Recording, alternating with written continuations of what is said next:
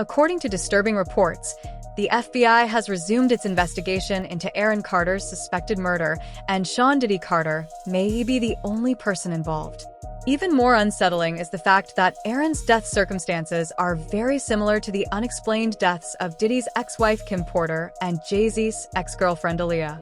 Is there anything far more sinister at work here, or are all these catastrophes merely coincidences? On my Twitter, and I see people saying, "You look like you have AIDS, you should go die."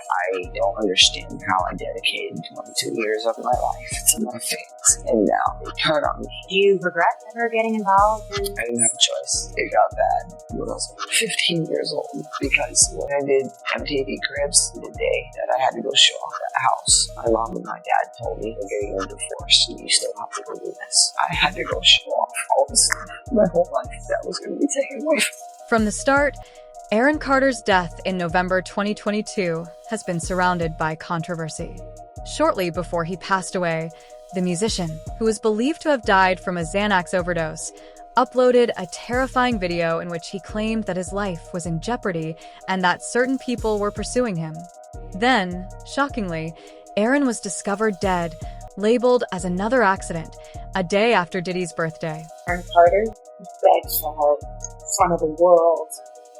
He begged for financial support to help get him a private security team to keep him alive. He said on numerous occasions, "If anything happens to me, I promise you, I am not vital."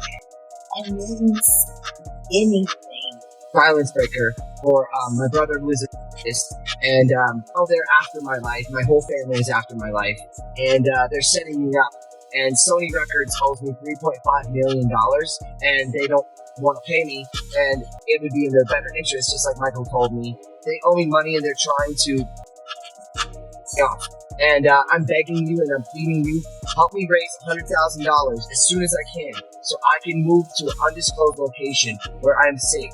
They had cops come and check for a rope in my garage, saying I wanted to hang myself. Were after him, but he didn't specify who they were. His death is disturbing since it is similar to that of Diddy's ex-wife, Kim Porter. Aaron's autopsy said that he overdosed on Xanax in a bathtub, but the official version was seriously called into question because no water was discovered in his lungs. Even his mother thinks that a murder is being covered up by the police. According to rumors, Aaron might have been murdered and then put in the bathtub, which is disturbingly similar to what many people think happened to Kim Porter and Aaliyah. Aaron Carter was found dead in a bathtub in his home in Los Angeles last November. Since that time, TMZ has reported the LA County coroner did not find water in his lungs, meaning he didn't drown. Carter's mother, Jane Schneck, posted photos on Facebook that show the bathroom where her son was found. She wrote on Facebook, "My son's mental illness and prescription issues, the cops, just wanted it to be something easy that they didn't have the time or inclination to address." Schneck wants a more thorough investigation. She wrote that her son was receiving threats from many people, and she believes there were people out there who wanted to harm him. Abuse characterized Aaron Carter's life, initially from members of his own family and then from the less respectable aspects of Hollywood. He was allegedly taken advantage of by influential people in the music industry when he first started out. He apparently suffered greatly as a result of these experiences, which exacerbated his mental health issues and eventually made him a habitual substance user. But your system is still so weak that it can't fight off. You know, I used to... Sorry, my part is just like... So you guys gotta understand out there, like, this is like, you know, I know this is kind of like... it's giving me anxiety, okay? My heart is racing. I did not take any medications before I came here. I haven't, actually a couple of days, because I wanted to try to wean myself off of this. But then one of the things I also noticed when you met with Dr. Jorge, you opened up and expressed your concerns that you're worried you have HIV. Absolutely. I know you recently came out as bisexual. Yes. Is that one of the other reasons that's had you concerned? Because you admit on the tape piece that you say, I haven't always been safe sexually. Absolutely. No, and that's a fact. I haven't always been safe sexually, and I have no problems in saying that. It is the toughest thing to deal with. Aaron Carter dropping a major bombshell on Thursday, alleging on Twitter that his late sister Leslie, who died in 2012, sexually abused him when he was a child. In a series of tweets, the singer explained, quote, "My sister raped me from the age of 10 to 13 years old when she wasn't on her medications." He also alleged, "I was abused not only sexually by her, but by my first two backup dancers when I was 8 years old, and my brother abused me my whole life." BT has reached out to Nick Carter for comment. Aaron claims the abuse in question came as a result of his late sister Leslie's mental health issues.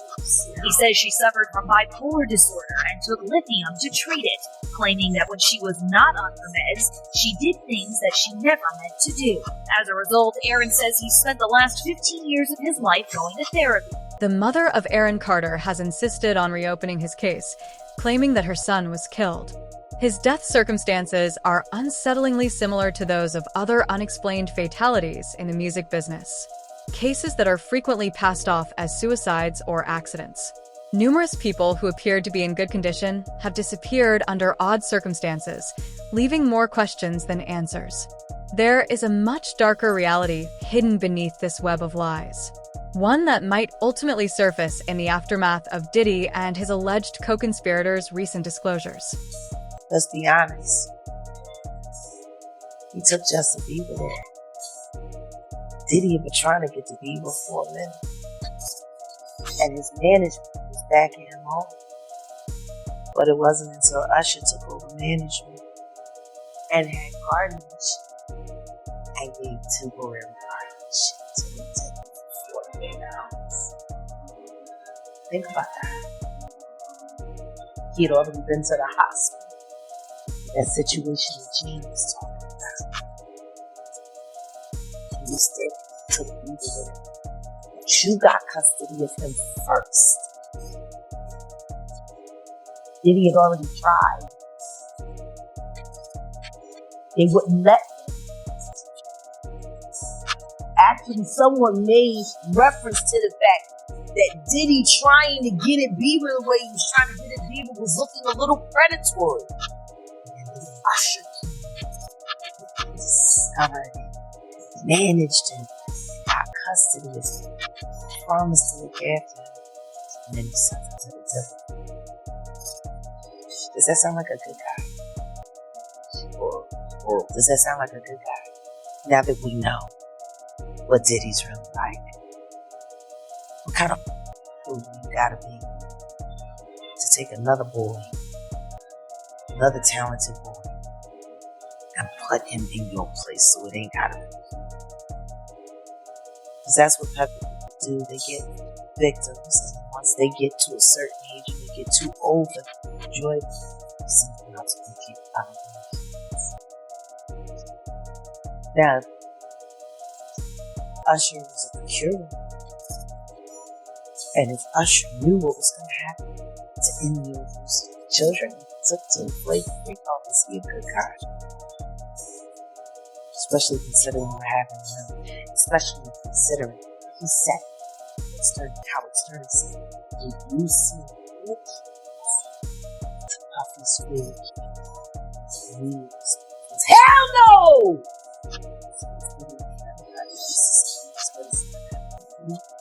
Unfortunately, Aaron Carter's difficulties in the music business are indicative of a larger, concerning trend. Similar exploitation has been experienced by many child stars. Celebrities like Justin Bieber and Aaron Carter are among those whose experiences have come to light, highlighting Hollywood's sinister culture of sexual assault. Both were allegedly exploited when they were young, and similarities in their battles with substance misuse and mental health suggest a common past of abuse that left deep wounds. What was Kim's state? Why did, and in the report, didn't it say she had blood on the pillow and bruises or something like that? The case needs to be reopened, man. The case really needs to be reopened. Because if that girl was there and she said that Kim was all right, what happened from 8 to 11? And why did all Kim's stuff come up missing? I didn't know any of that, man. I never heard of that. So when they found her, she had bruises and a lot of her stuff was missing. Bro, it's a lot of suspect things going on. first and foremost in our day and time. Other than a house key, a woman gonna keep her phone. She got a lot of different persons, but everybody always grab their phone. Why come right till today, right now, nobody knows what Kim Porter phone is? And they know they had iPhone. Why have nobody went to the cloud and got the text messages and the things off her phone? Because everything that came in that phone is text, and you know your iPhone find my phone. Nobody tried to find the phone. I would love for her son, who has all the rights, to go to and get all the stuff out the clouds. Her last text, who she called, who she spoke to, who called her, where was the last place her phone was at before it was destroyed and cut off. It will tell you that too. I'm not a medical, nor I was an investigator on that case. I don't believe that an individual with her, I want to say, financial status will lay up in the house and die of pneumonia without a doctor or some kind of medical person responsible. So I think it may have been some, I guess, foul play. But we need to get what the fire department, what the coroners, or the pathologists, and everybody, say. So you feel like she was murdered? I feel that it was some foul play in her death. A lot of foul play. Why would you take somebody's phone? Why would you take somebody's tablet or her computer? It was some foul play. Why is there blood on her sheets? Why is things are happening that nobody spoke on? Why is that a person can say that they left at 8 in the morning and Kim was alive, and 11, she's dead? Some foul play, bro. If it was foul play, why would somebody want Kim Porter killed? It's a couple of women in this industry, and for their sake, I will not mention their name. Listen to me. There's a couple of women, probably more than a handful, but I know about 4 of them that knows everybody's dirty secret. And if those secrets get exposed and tell what some of these guys and some of these people were really doing behind the closed doors, in the boardroom, in and out the closet, that their life would be in danger. Because men wasn't men, and women were acting like men. And that's all I'm saying.